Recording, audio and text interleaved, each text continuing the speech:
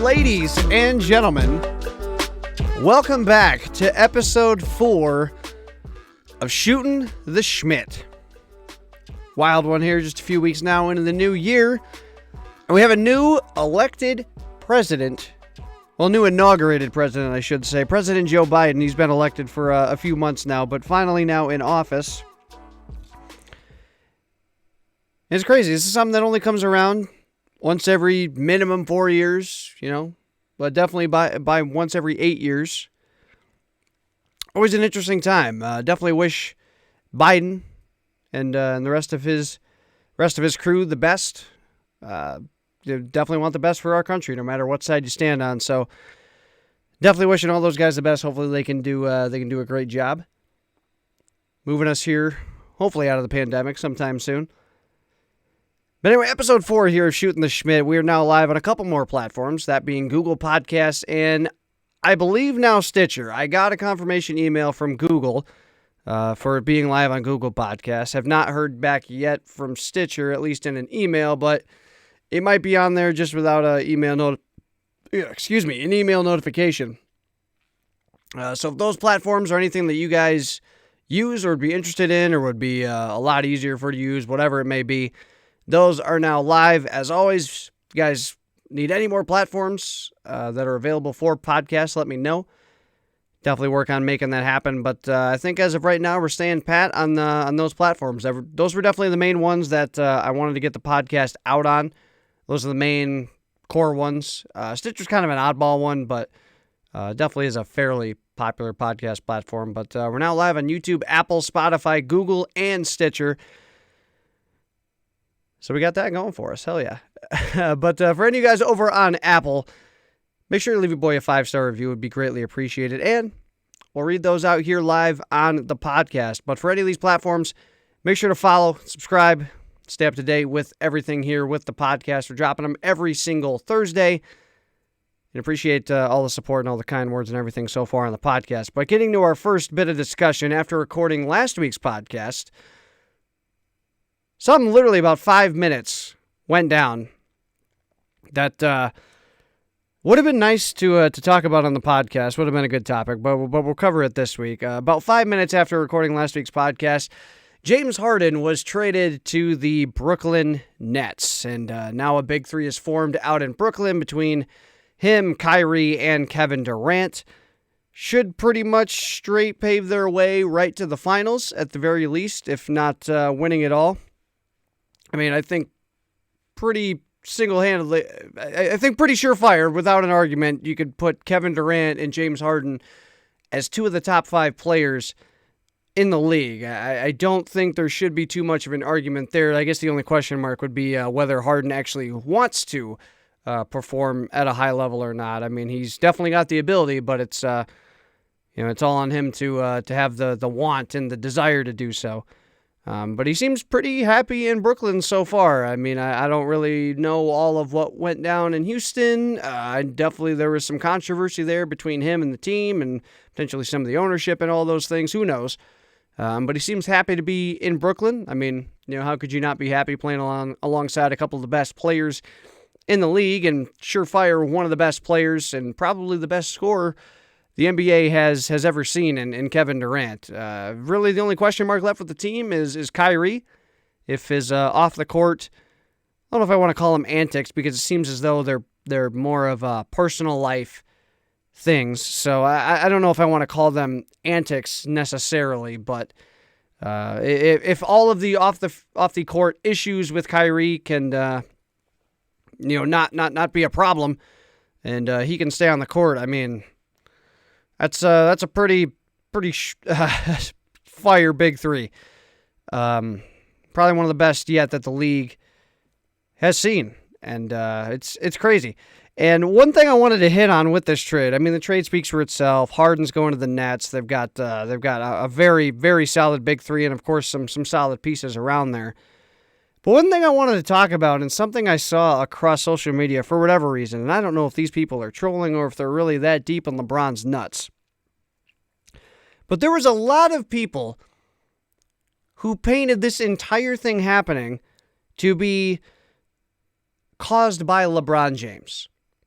And I don't mean directly, I mean indirectly. Just by LeBron James being in the league, this trade had to happen. I mean, I saw posts of, look at this, because at the time the Lakers were playing the Rockets. I mean, look at this.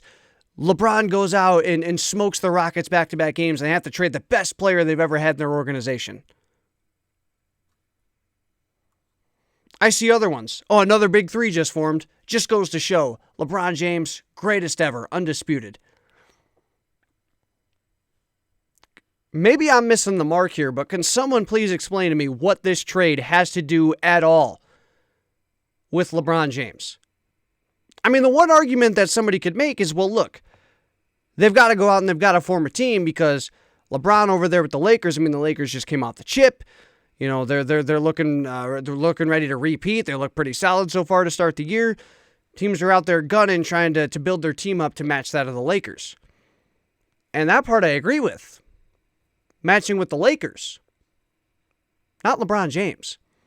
See, people seem to forget that the Lakers have Anthony Davis.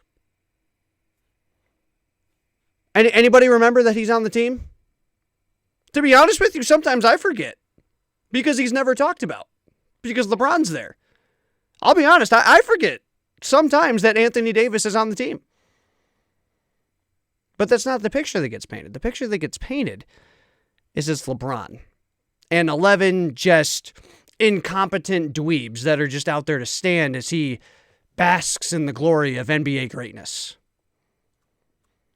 Obviously, you know, I know, and those of you with a brain know that that's not the case. But that seems to be the picture that gets painted. See, they had to form another big three. They had to put Harden, Kevin Durant, and Kyrie together just to take down LeBron. No. To take down the Lakers, who just came off the title with 2 top 5 players in basketball and then added the 6th man of the year, a very underrated point guard in Dennis Schroeder. I mean, alongside that, guys like Kyle Kuzma are still on the team. Alex Caruso has been very good for them off the bench. Guys like Kentavious Caldwell-Pope coming back, like they're a great overall team. They were a great team last year. They added to that this year with a couple of big pieces, like I said, in Montrezl Harrell and Dennis Schroeder. So, as the team of the Lakers, sure, a team like Brooklyn, who's already got Kyrie and Kevin Durant, definitely wants to capitalize on their current situation because they're not going to have Kyrie and Kevin Durant forever. They want to capitalize on that and try to best guarantee themselves a championship. But it's this whole narrative that gets painted. It's because of LeBron and nothing else. You know, if you could take every other piece off of the Lakers, and they'd be fine because LeBron. I don't get this narrative with the LeBron sexuals, the LeBron nut huggers. I don't get this stuff. And this isn't coming from a LeBron hater. I've said, LeBron, this is always how I put this. LeBron, in my opinion, is the best player of all time. I believe Michael Jordan is the greatest player of all time. Because I think those are two different standings between greatest and best.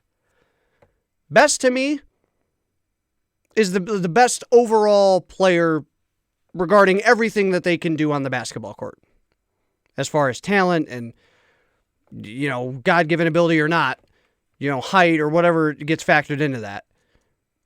I believe that's what I consider to be best. And a lot of people use that argument as greatest. I look at greatest as a different argument. Sure, all the things on the basketball court, but things off the court, what they meant to the NBA as a media, all of those sort of things. And the list goes on and on. Those are just, you know, things to name a few. But I feel like in terms of greatness, that's where I would give it to Jordan. That's a whole different argument. But just to set the precedent, I'm not a LeBron hater. I'm not somebody who thinks he's way overrated, not by any stretch. I think he's the best player this league has seen. Best. I don't think there's much of an argument there at this point. I mean, LeBron James has done it all. He's been an incredible player for this league. But what's this narrative that every time something happens, LeBron? I mean, can we trap that? And can we stop acting like these teams he's playing for are scrub teams?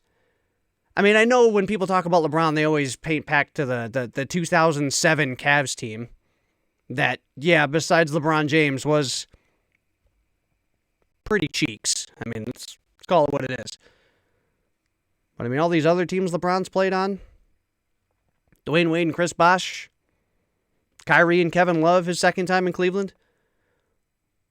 Now he's got Anthony Davis, who there could be an argument made that him and LeBron are right there 1 and 2 of the top players in the league.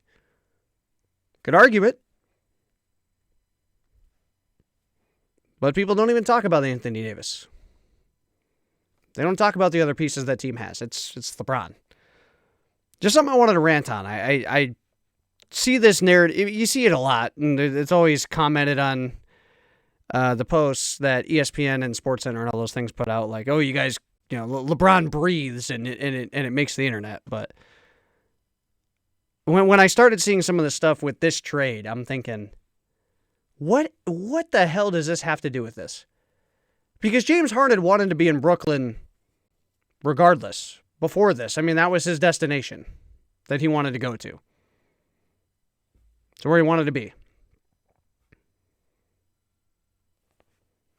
I don't know where this narrative came in of, yeah, this just confirms LeBron's the greatest, or they had to do this because LeBron.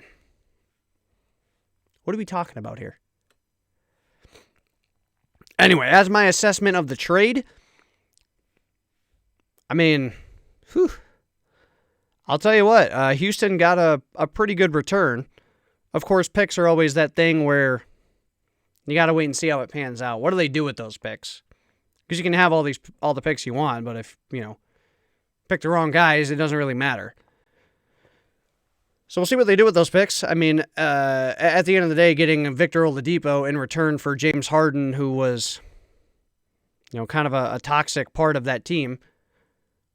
In terms of, he was great, obviously, statistically on the court, but caused a lot of drama and a lot of things. I mean, I don't think someone like Victor Oladipo is too much of a downgrade. Obviously, he's coming off, a big injury and stuff, and hasn't quite been to where he was before, but might find his stride again in Houston. I guess what I'm saying is I don't think it's too much of a current loss, and it's a potential big gain in the future.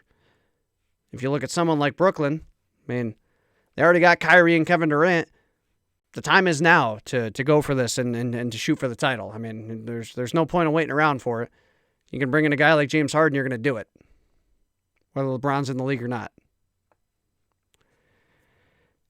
Anyway, that's my little NBA rant. While we're still on the sports, let's get into the NFL playoffs, because that once again continued this past weekend. Had some crazy games, some weird and potentially terrifying stuff going down. Let's start with Browns-Chiefs. Patrick Mahomes going out with a concussion during the game. Chad Henne, though, Michigan boy, able to come out and seal things off. Chiefs win 22-17 over the Cleveland Browns. A lot of talk about the controversial play. Not really the controversial play, but the weird ruling that there is in the NFL of a ball going out of the back of the end zone being a touchback. If it goes out of your own end zone off a fumble, of it being a touchback. Screwed over the Browns with that ruling. Even though, that is the rule. It's not, I guess, not really screwing over, but it's just one of those rules that's always been looked at as why is that the case. But it takes Cleveland's great season to an end. They're definitely not done. They didn't even have Odell Beckham the last half of this year and in the playoffs. So him coming back, obviously, is going to help the offense for sure. Their team looked great this year. They've been getting better over the last number of years since getting guys like Baker Mayfield and Jarvis Landry and Odell and, of course, Chubb and Kareem Hunt. Their offense has been great. Defense has been very solid. Myles Garrett leading the way over there. They're not going away. A very good showing from the Cleveland Browns this year, getting their first playoff win in a long time. But, them Chiefs, man. Even without Patrick Mahomes, them Chiefs. Whew, crazy. Bills-Ravens. Not much to talk about here. Lamar also going out with an injury. And what was a pretty low-scoring low-scoring affair. Final score 17-3 for the Bills. Not a whole lot to talk about. Lamar didn't look very good. Then obviously went out with an injury, and it was all she wrote from there. Bills moving on to the AFC Championship to face the Chiefs. One cool thing, though, to come out of the end of this game was a lot of Bills fans donating to a charity that Lamar Jackson was sponsoring or part of in some way. Very cool gesture to see from Bills fans. That's really awesome. But AFC Championship matchup between the Chiefs and the Bills. Man, it's going to be a good one. A couple of young guns taking the helm at quarterback, assuming Patrick Mahomes plays this week. Going up against Josh Allen, man. That's going to be definitely going to be a fun matchup. Moving over to the NFC. Rams-Packers. A lot of talk about what this Rams defense could potentially do to maybe stop the greatness of Aaron Rodgers. But that bad man he is not to be denied. Packers take the win 32-18 pretty soundly. Aaron Rodgers looking phenomenal. I mean, that team just looks so good. The offense looks unstoppable. They're moving on to the NFC Championship. And a little bit of a sadder note, moving down here to the Buccaneers and the Saints in what potentially is Drew Brees' final NFL game, taking the loss to the Tampa Bay Buccaneers, 30-20. Tampa Bay moves on to face the Packers. Kind of sad watching some of the highlights of what is probably Drew Brees walking off of an NFL field for the last time, at least as a player. He's been great for that team. He's meant a lot to that city and that organization. And he's been a face in the NFL for a long time, been a great quarterback, definitely a surefire Hall of Famer.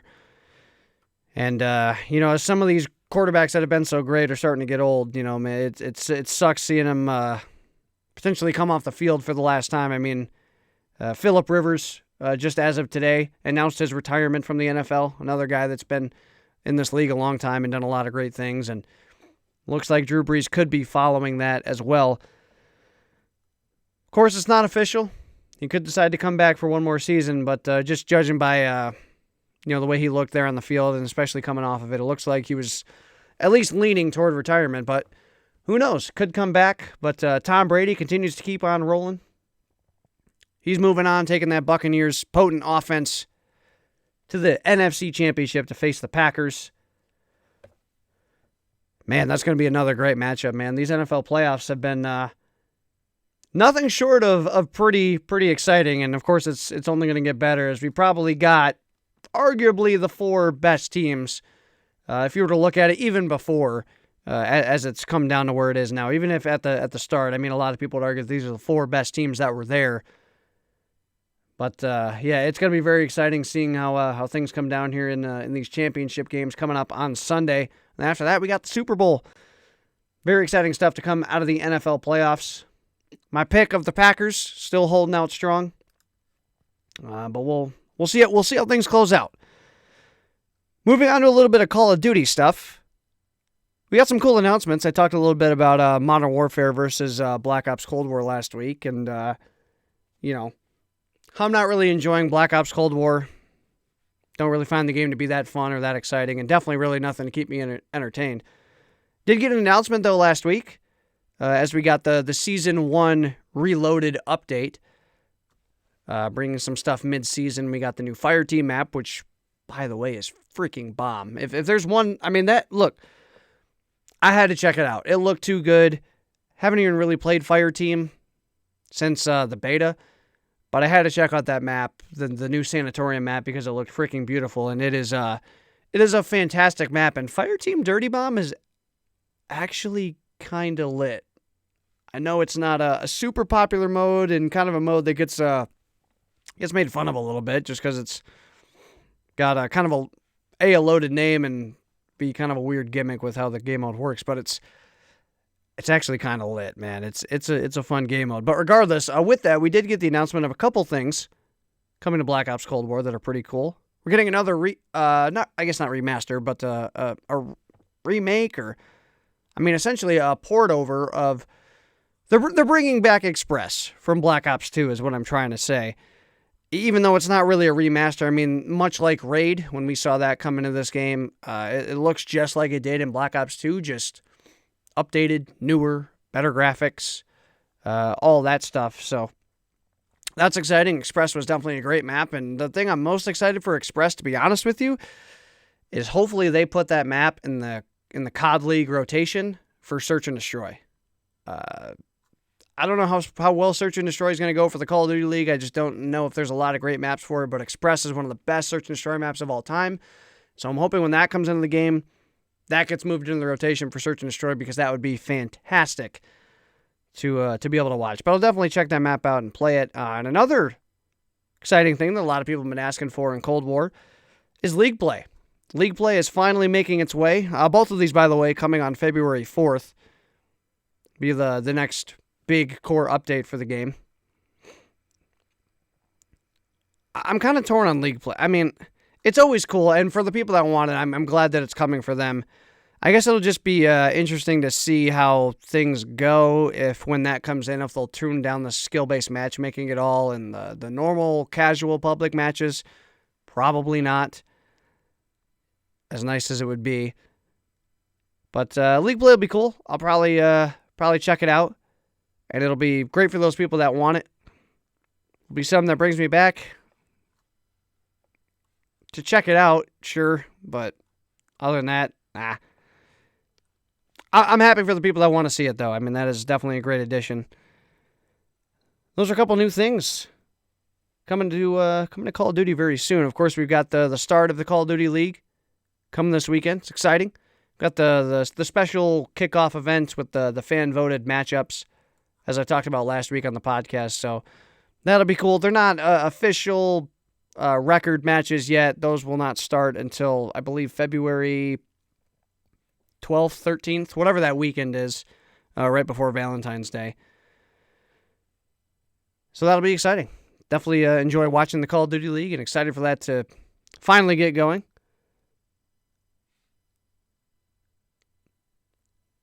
I guess we'll bring it back to the sports thing before I kind of get to the main topic of this.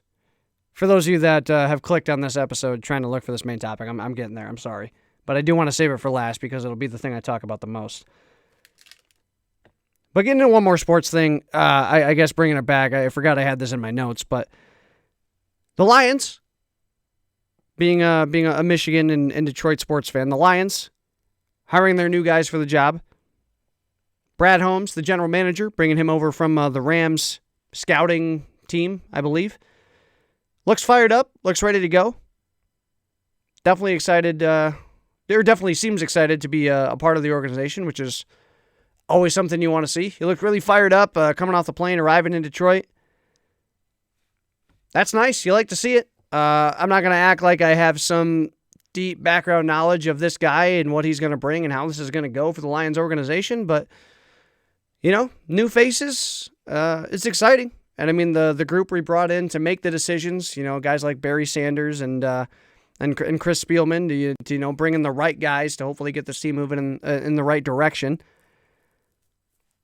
You hope for the best. I mean, we definitely had, like I said, we had the right guys there to bring the right guys in. So hopefully they did that. And then for head coach, Dan Campbell, tight end coach and assistant coach for the New Orleans Saints. Definitely a great organization, of course. The Saints have done a lot of great things over the last number of years. Consistently been a very, very good team in the NFL. Of course, a guy that's coming from being under Sean Payton. You love that. And a guy that seems like kind of a oddball, I guess, just by the look of him. I don't know. He doesn't scream NFL head coach, at least to me, when you take a look at him. But another guy that seems fired up and ready to lead the organization. So, I mean, those are things you'll love to see. Again, I'm not going to act like I have some crazy background knowledge of these guys and I know exactly how this is going to go. I have average expectations. Nothing too crazy. But you do want people, though, that want to be here. And it seems like those two guys want to be here. And that's great. And it's awesome to get a guy like Dan Campbell, who's been a part of a great organization and under a great coach. And I'd feel a lot better about it if we didn't just have that exact same scenario just happen with Matt Patricia, coming from a dynasty in New England and under a great coach, the great coaching of Bill Belichick. So that leaves my hopes pretty normal, pretty average. Definitely not going to get hopes too high, but I don't think this is anything to just, be, oh, here we go again. At least that's not my MO when it comes to this stuff. I mean, it's exciting. Got new people in there, and it's kind of just a new chapter. It's better than, starting the year with the same head coach. If we were to start this year with Patricia again, I mean, expectations would be about as bottom tier as they could be. But, at least when there's new management, there's a new coach, at least it's some fresh air. And, can kind of, I guess, reset the expectations at least. But hopefully some good things coming for the Lions. I mean, hey, the Browns have done it. They've come from, being the laughingstock of the NFL, and now they're, they're getting their first playoff win in a long time. And definitely, I mean, they were very close to taking down the Chiefs and potentially, I mean, heading toward a Super Bowl appearance. Maybe. Obviously, a lot of things had to go right for them, but bottom line, if the Browns can do it, the Lions got to be able to do it, right? Right? Hopefully, man. We got to get our time at some point. But those are all the other topics I wanted to discuss. Let's get into the Big Daddy topic, the one that, got clickbaited here a little bit. So, interestingly enough, over the last, week or two, there's been some, I don't even want to call it drama. But somehow my irrelevant ass has received, I don't want to call it drama. Basically what's happened is there's been a few accounts, subscribers, whatever, that have been talking decently consistently, enough to the point where I've noticed it, in my comments, discussing them wanting me to bring back some of my older style Call of Duty videos. Do those again, bring those back, start doing Call of Duty content again, more or less. And it's been interesting to see. And I want to, since I have this platform, the podcast, and I'm able to just kind of free rant and free roam, I feel like I don't have to sit here and put out a well-prepared message or declaration if I was to do this in an official normal YouTube video. With a podcast, I'm able to just kind of spit everything I think, and I'm not really under a time restraint. So I feel like I just kind of wanted to take the time to discuss this and talk about a lot of this stuff. And some of it I'm sure I've hit on before. But I also just put this out there blatantly. I have zero plan of bringing back my Call of Duty uploads on YouTube. At least in the form of what they were. I have zero plan to do Call of Duty commentary videos ever again. Zero. Probably less than zero. I have no plan to do so. And I feel like I talked about this a little bit in the first episode, but maybe I didn't hit on it quite as clear. But I have no plan to do so. I for the longest time, at least for the last couple years, I have not had any fun, any enjoyment, or any desire to make those type of videos. Over the last couple of years, even when I've still uploaded those videos, I haven't really wanted to do them. Basically, when you've seen those videos on my channel, it's me trying to find some way to reignite the spark again, to do it. And I haven't been able to do it. That's why those short spurts have been there over the last number of years on the channel. Is because I'm trying to make it happen again. I'm trying to, maybe if I put myself on the rhythm again, it'll get myself to constantly want to do it and get myself back in the momentum of doing it again. And then that'll go for a short spurt. And then it'll just die off again. I'll be able to convince myself to do it for a little bit, and then, I don't want to do it anymore. And I have zero desire, zero expectation, and zero plan to do those type of videos Again, I haven't found them fun in a very, very long time. Just to put it blatantly. And I've experimented with other types of videos over my time as well.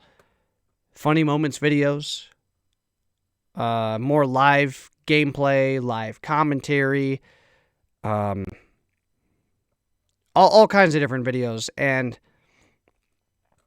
I just haven't really I haven't felt it. I haven't felt the spark or the desire to do YouTube consistently in a while. And I haven't found the exact reason or answer as to why that's the case. I've tried to pinpoint it, but I don't really know. I think one thing that I can kind of draw it up to would have to be probably, definitely some sort of burnout. For sure. I think that over time for doing this and doing it in the same way for a while, that I reached a point of burnout. And even over the last couple of years where uploads and stuff haven't been as consistent, and for what people see on the outside as far as content doesn't seem like enough to cause burnout. The reason for that is because my brain and my mind does not shut off. It does not ever turn off, does not ever stop working when it comes to content.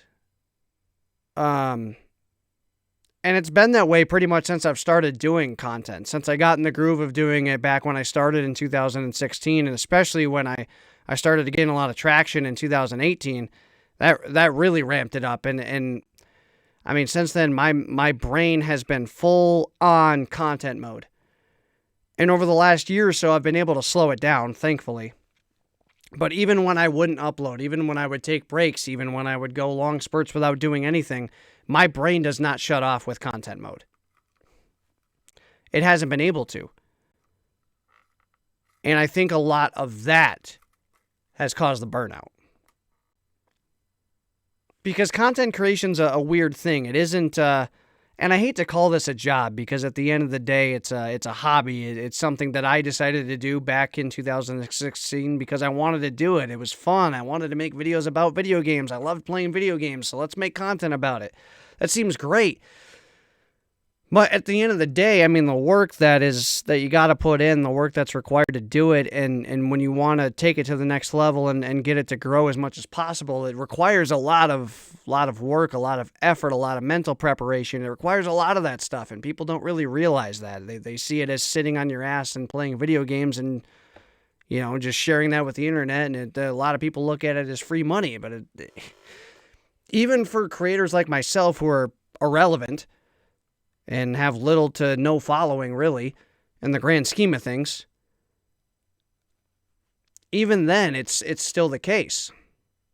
At least with me, because I like I said, I think about this stuff a lot. It's affected how I've played video games over the last number of years.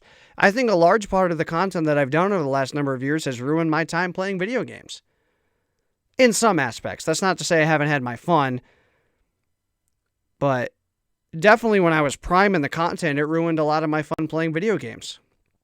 Because there were things I wanted to try and do, or like games I wanted to play, or other things that I wanted to do, but my brain always reverted to how can this be content? You know, I always, my brain always defaulted to, well, whatever you do with video games or any of this stuff, there has to be a way to fit content into it. Which can be a good mindset if it's controlled, because if you're always content focused and you want to put content out, that can be good, because you're always brainstorming and thinking of how to turn content into things. But like I said, it was ferocious, man, and it's a lot of times it's still that way, where I just can't turn my brain off when it comes to content. And I think a lot of that is what I've tried to do over the last number of years.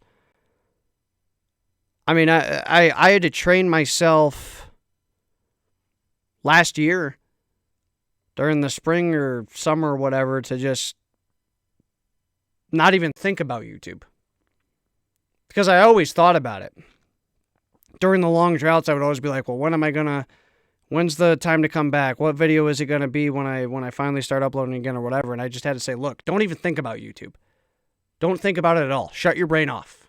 It's not even there. Don't worry about it. Because I always wanted to stay relevant with it because I didn't want this thing to die. You know, I've been around. I've been making content for 5 years now. Last thing I want to do is see the baby and the thing that I put time into and created. The last thing I wanted to do is just let it die. And with a place like YouTube, when it has an algorithm, if you're not mainstream staying in that, I mean, you put your channel at risk of death.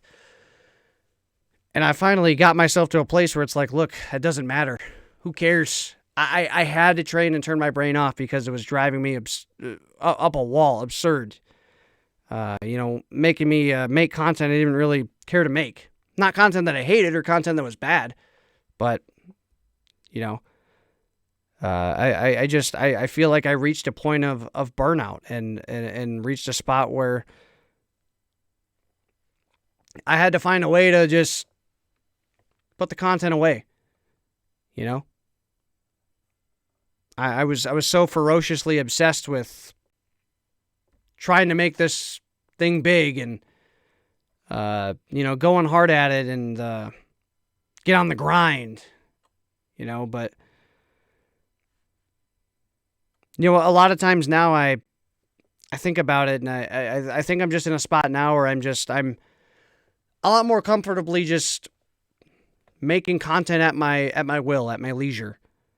Not because, my brain attacks it as this is my job, I have to do this, Even though I don't really get paid much at all for it or anything, but that's just how my brain attacked it. I became obsessed with the whole content thing, and in a lot of ways it ruined a lot of things. And I mean, that's kind of the big downer to getting obsessed with the content. And I just saw a great example of this from a big creator just this week. Tim the Tap Man was talking about this on a stream. I ended up seeing it in a highlight video. He talks about it all the time, having to get away and turn it off and go a weekend or even a week without being around the content at all. To avoid burnout because it's real and it will F you up, and realizing a lot of the more important things, and of course, if you saw it or if you didn't, ended up getting a little emotional about it and, thinking about his family and his son, Brewer. But yeah, I mean, it's a side of content you don't really see, and it doesn't really come via having a certain size of following or anything like that. I mean, content is an obsessive thing, and it's a social media grind. The content creation industry is very, very difficult.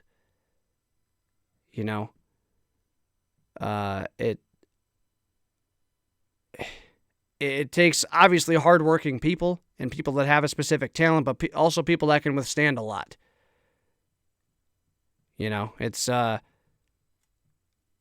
It's difficult. It's crazy, and especially when you become obsessed with trying to maximize it and grow it as much as possible, it can be dangerous. You got to find times to disconnect and do that stuff, and that's kind of what I've been trying to do over the last year or so, is just get away from a lot of it. And put the time into the content when I want to and when it makes sense, and do it in the right ways, in the right places, and in the places that I want to do it. And that's why I've kind of come into 2021 with my content focus being this podcast and TikTok. I talked about this in the first episode a little bit, but because of time and just what I want to do and the type of content I want to make in general, I had to decide on that path. I want to come back to YouTube. I want to put out content on YouTube. I want to put out content on all platforms, but that's an issue. I want to do everything, right? I want to do it all. But, it's very hard. And it can burn you out. And I think mentally I've done a lot of that to myself over the last number of years. And look, if I had a straight up piece of content that I always wanted to do on YouTube, that I wanted to put out, and that was not too much of a time consuming thing, I would make that a reality with YouTube. But I don't know that it is something with YouTube that I will ever get back to consistently posting on, barring, something happening. I say that, but who knows? Maybe sometime by the end of this year, I'm back creating some sort of consistent content. But, I definitely got in a toxic mindset for a while of, we got to get back to uploading every day or every other day. This amount of content has to go out. I remember coming off of 2018, I uploaded 200-ish videos, over 200 videos. I don't remember the exact number.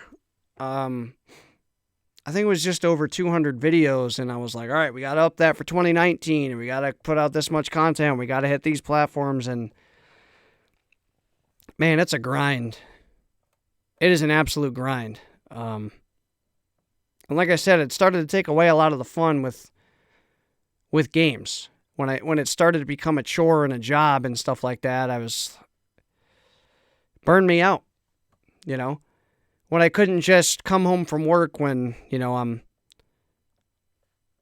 tired and, just kind of want to have a relaxing game session with the boys, or whatever it was. It took a lot of the fun out of that. And look, I know there's people out there that are like, look, that's when you got to push. That's when you got to grind, It's a nonstop thing, and that's exactly right. It's a nonstop thing.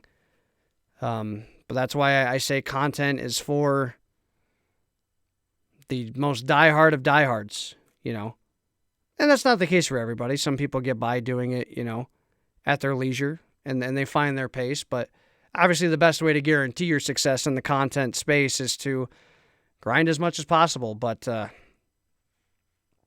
you got to find ways to do that at a healthy balance, and, still finding that wave. I don't have plans to step away from content overall anytime soon. I think one way or another, I will always find ways to do content in some way. I mean, even though I've stepped away from doing the YouTube videos that I used to do consistently with Call of Duty. I mean, I still wanted to do this podcast, So I finally implemented that in the mix, and as I've talked about, having fun on TikTok and also seen a lot of success over there, made me want to continue to do that as well. And, as things go forward, if things maybe start to grow a little bit, who knows? Look, things are always subject to change, but that's just where things stand right now. I'm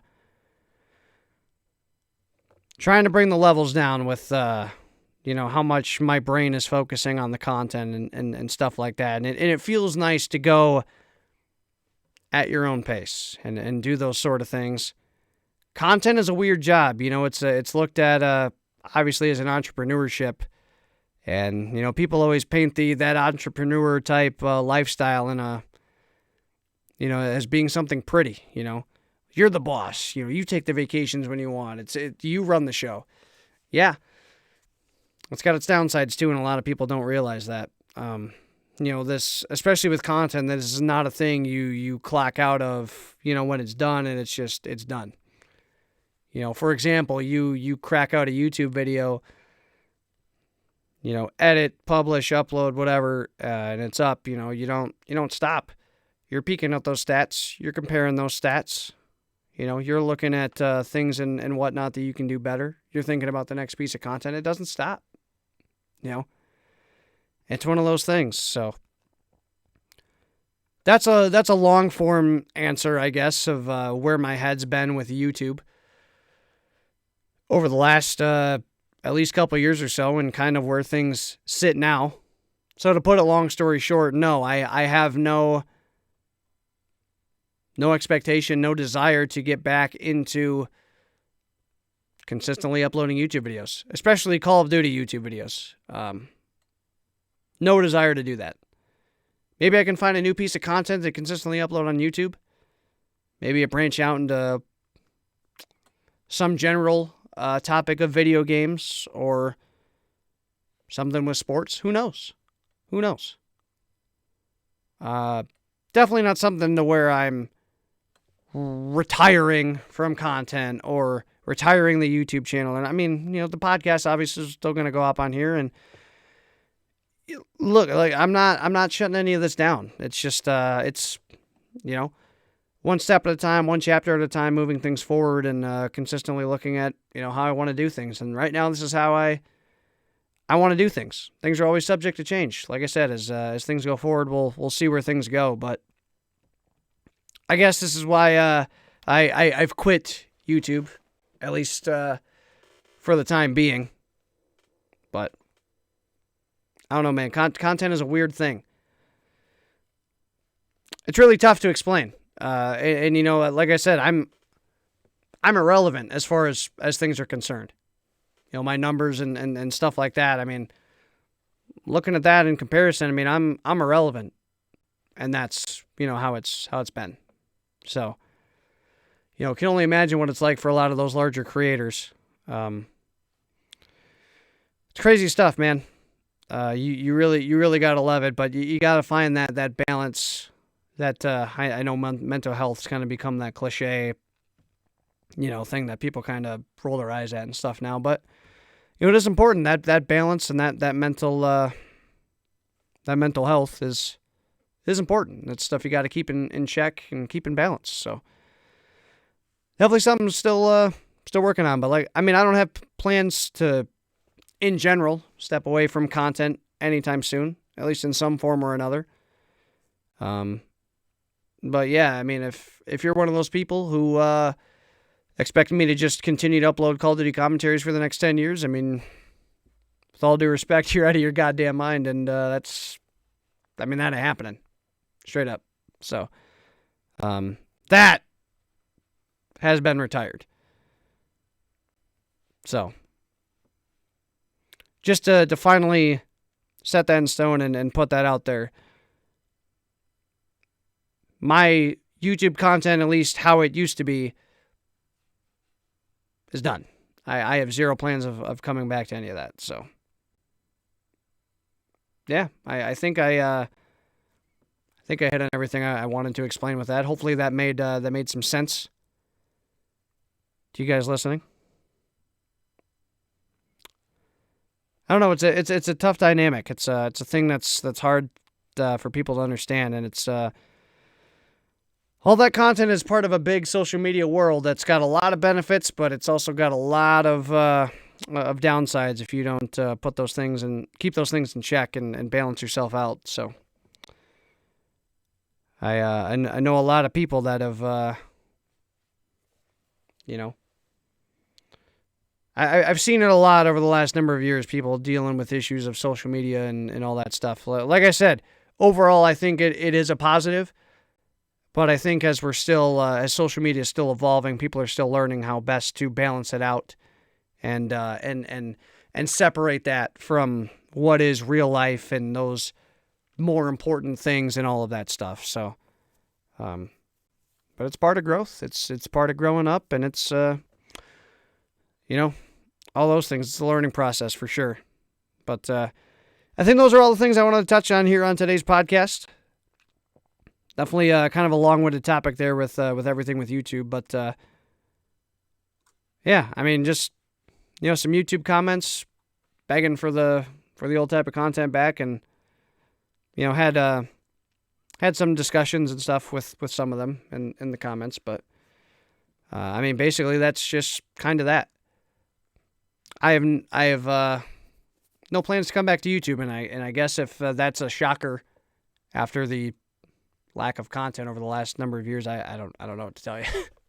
I thought it was pretty obvious just based on that, but everything there is set in stone. I feel like that's some of the best that I can explain it. Like I said, hopefully that made sense. I guess as I'm sitting here, it feels like I just kind of rambled and spit stuff out, but hopefully I was able to keep that pretty well and informative and have that make sense for those of you guys listening. But I think that's where we're going to start to wrap things up. I think that's everything I wanted to hit on this week. Definitely that big topic with YouTube and catching up on some big stuff in the sports world. Always good to see. As always, any future topics you guys want me to discuss here on a future podcast, leave those down below in the comments on YouTube or hit me up on Twitter at Schmidty for any of those type of things. Make sure, again, to follow the podcast on all the platforms. If you're over on YouTube, smack the Schmidt like button down below. Hit that subscribe button as well to stay up with the content here with the podcast. For those of you out on the listening platforms, Apple, Spotify, Google Play, or Stitcher, give the podcast a subscription, follow, whatever it's considered on those platforms. And if you're on Apple, drop your boy that 5-star review. Would be greatly appreciated. Help the podcast out. This is where we're going to wrap things up here for episode 4 of Shootin' the Schmidt. Appreciate you guys all tuning in. Hopefully you guys all have a good one. I'll see you guys on episode 5. Peace out. So long, everybody.